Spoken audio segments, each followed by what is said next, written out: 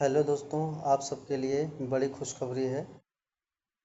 Uttar Pradesh DElEd BTC प्रवेश परीक्षा 2026 भावी शिक्षकों के लिए महत्वपूर्ण मार्गदर्शिका एवं प्रवेश नियमावली जारी हो चुकी है।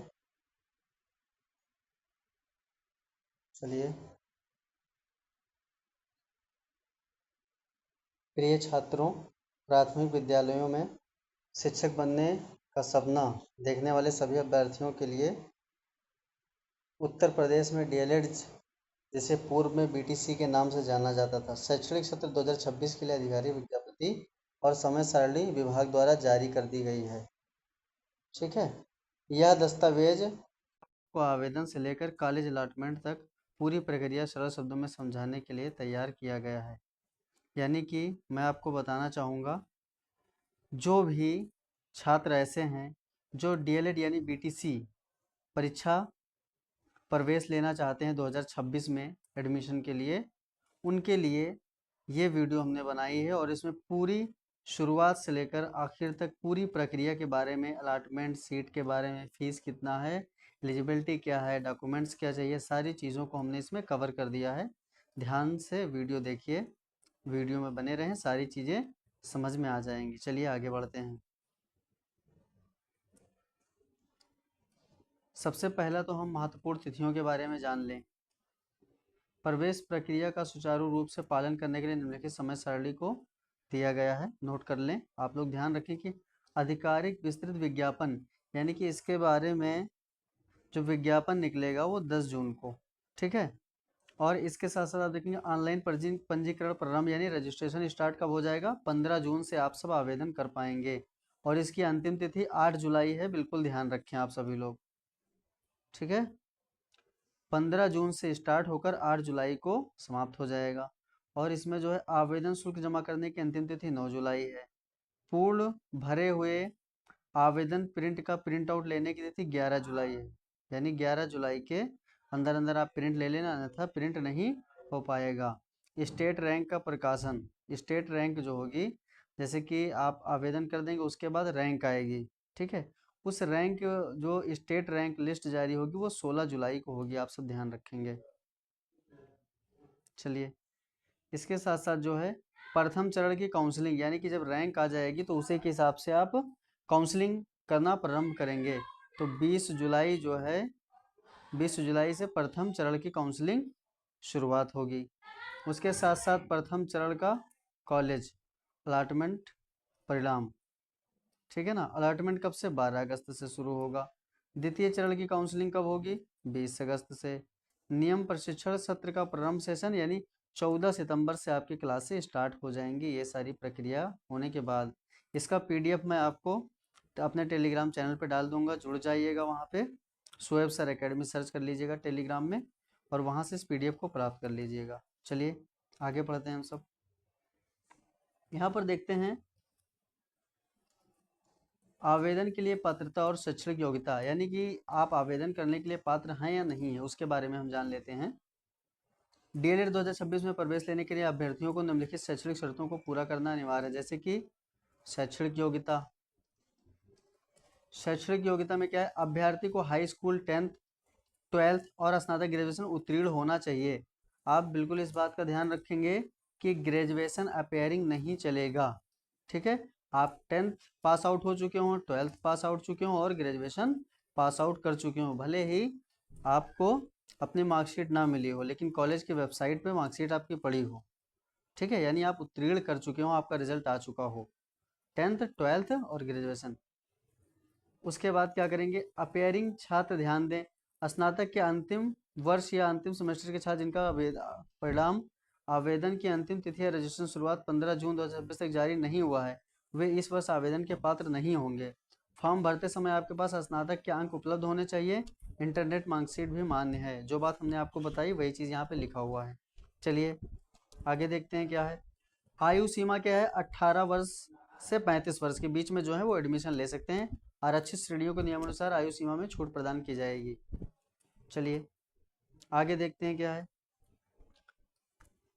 अन्य राज्य के अभ्यर्थी, ठीक है, अन्य राज्य के अभ्यर्थी जो हैं भारत के किसी भी राज्य का निवासी हो, फॉर्म भर सकता है उत्तर प्रदेश के प्राइवेट कॉलेजों में, लेकिन सरकारी कॉलेज में सिर्फ उत्तर प्रदेश के मूल निवासी ही एडमिशन ले सकते हैं। ठीक है, यानी कि जो अपने यूपी के छात्र हैं वो यूपी के सरकारी यानी डाइट में एडमिशन ले पाएंगे, और जो अन्य राज्य के स्टूडेंट्स हैं वो उत्तर प्रदेश के प्राइवेट कॉलेज में, संस्थान में एडमिशन ले पाएंगे। चलिए, इसमें नोट दिया गया, महत्वपूर्ण नोट में क्या है, आवेदन करते समय किसी भी कक्षा 10वीं 12वीं ग्रेजुएशन के अंक गलत ना भरें, क्योंकि काउंसलिंग के समय अंकों का मिलान किया जाता है और गड़बड़ी पाए जाने पर उम्मीदवारी निरस्त कर दी जाती है।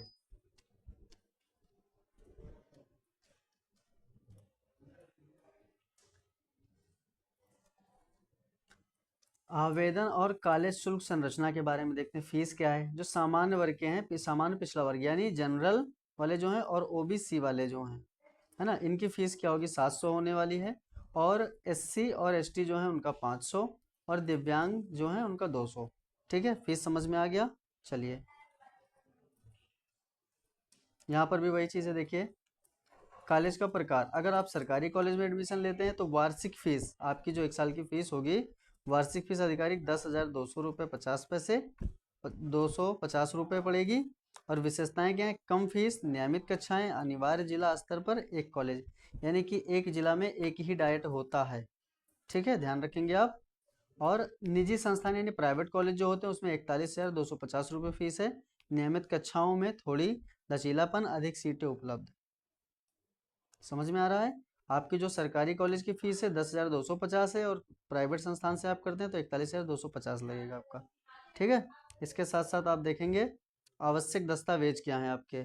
आवश्यक दस्तावेज में देख लीजिए, हाई स्कूल की marksheet, certificate, intermediate 12th marksheet, certificate, और स्नातक ग्रेजुएशन का होना चाहिए, और नवीनतम आय प्रमाण पत्र जो आपका बना हुआ हो, नया हो, यानी 3 साल के अंदर हो। ठीक है, खास कोशिश करें कि नया बनवा लें। मूल निवास प्रमाण पत्र होना चाहिए, जाति प्रमाण पत्र होना चाहिए, आधार कार्ड, और सक्रिय मोबाइल नंबर और ईमेल आईडी मोस्ट इम्पोर्टेंट है। काउंसलिंग फीस भुगतान के लिए बैंक खाते की जानकारी, उसमें आप किसी के भी अपनी भी बैंक की जानकारी लगा सकते हैं, किसी और की भी। इससे क्या होगा, काउंसलिंग प्रक्रिया में सिर्फ 5,000 रुपये फीस कटते हैं, यानी कि एडमिशन के तौर पे आपको 10,000 रुपये लगेगा। एक बार जब आप काउंसलिंग करेंगे तब आपको 5,000 रुपये, काउंसलिंग करेंगे तब आपको 5,000 देना होता है। और उसके साथ साथ जब आप अपना सीट अलॉट करेंगे, ठीक है, जब सीट अलॉट करेंगे तब आपको 5,000 देना होगा। चलिए आगे देखते हैं।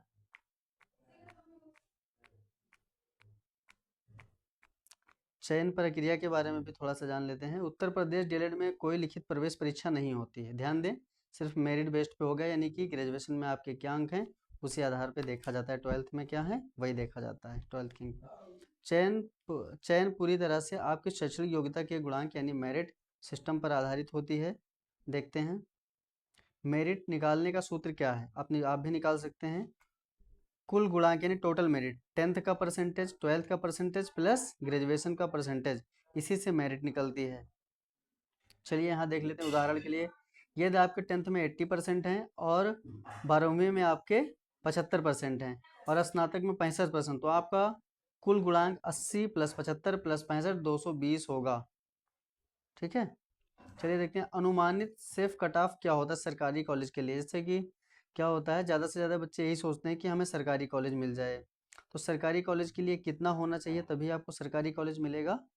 ठीक है, देखते हैं अनुमानित सेफ ऑफ कट ऑफ, यानी अनुमानित है, ये एकदम एग्जैक्ट नहीं है। सरकारी कॉलेज मिलने के लिए सामान्य से लिए जनरल वालों के लिए 220 से 230 होना चाहिए उनका मेरिट। ठीक है, अन्य पिछड़ा वर्ग के लिए 205 से 220 होना चाहिए, और अनुसूचित जनजाति के लिए 190 से 205 तक होना चाहिए। ठीक है, समझ आ रहा है। पीडीएफ टेलीग्राम चैनल से प्राप्त कर लीजिएगा। प्रवेश की चरणबद्ध प्रक्रिया क्या है, ऑनलाइन रजिस्ट्रेशन 15 जून से आधिकारिक वेबसाइट पर जाकर अपनी व्यक्तिगत जानकारी और शैक्षणिक जानकारी भरें, शुल्क भुगतान एवं प्रिंट करें, निर्धारित आवेदन शुल्क, ध्यान दें, निर्धारित आवेदन शुल्क का भुगतान करें और फॉर्म का फाइनल प्रिंट आउट सुरक्षित अपने पास रख लें। इसके बाद रैंक की घोषणा 16 जुलाई को आपकी रैंक आ जाएगी कि आपकी क्या रैंक है स्टेट लेवल पे। उसके बाद आपको चॉइस काउंसलिंग आ जाएगा, फिलिंग यानी काउंसलिंग करने के लिए अपनी रैंक के अनुसार ऑनलाइन लॉगिन करके अपनी पसंदीदा कॉलेजों डाइट और प्राइवेट को लॉक कर लीजिएगा। यहाँ पर आपको 5,000 रुपये फीस पे करना होता है। इसके बाद आप देखेंगे कॉलेज का आवंटन एवं सीट लॉक। अलॉटमेंट रिजल्ट आने के बाद अलॉटेड कॉलेज की सीट को कंफर्म करने के लिए अलॉटमेंट फीस का भुगतान करें।